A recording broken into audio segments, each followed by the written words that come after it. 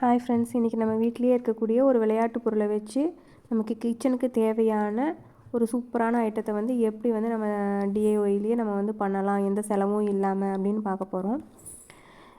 இதுக்கு வந்து நம்ம தேவையானது 2 பிளேட்ஸ், ஒன்று மேலே ஒன்று அடுக்குனா ஸ்டாக்கபிளாக இருக்கக்கூடிய 2 பிளேட்ஸு, ஒரு இந்த ரொட்டேட் பண்ணக்கூடிய இந்த டாய், அவ்வளோதான் நமக்கு வேணும்.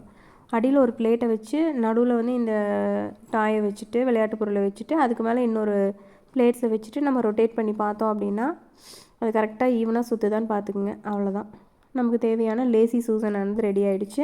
இது வந்து கிச்சனில் இருக்கக்கூடிய நம்ம சின்ன சின்ன ஸ்பைஸ் ஜார்ஸை வந்து ஆர்கனைஸ் பண்ணுறதுக்கு ரொம்ப ஈஸியாக இருக்கும். நமக்கு கை போலவே நம்ம கையிலேயே டக்குன்னு ஈஸியாக முன்னாடியே எடுத்துக்கலாம், ரொட்டேட் பண்ணி வேணுங்கிற பொருளை எடுத்துக்கலாம்.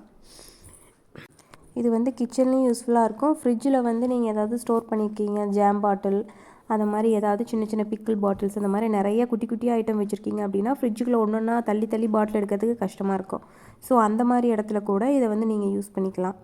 ரொம்ப யூஸ்ஃபுல்லாக இருக்கும். நீங்கள் ஃப்ரிட்ஜ்லேயும் ட்ரை பண்ணி பாருங்கள், இல்லை வந்து கிச்சனில் நமக்கு குக் பண்ணுற இடத்துக்கு பக்கத்துலேயே ஸ்பைஸ் ஜார் வச்சுருக்கிற இடத்துலையும் வந்து வச்சு ட்ரை பண்ணி பாருங்கள். நமக்கு ரொம்ப யூஸ்ஃபுல்லாக இருக்கும்.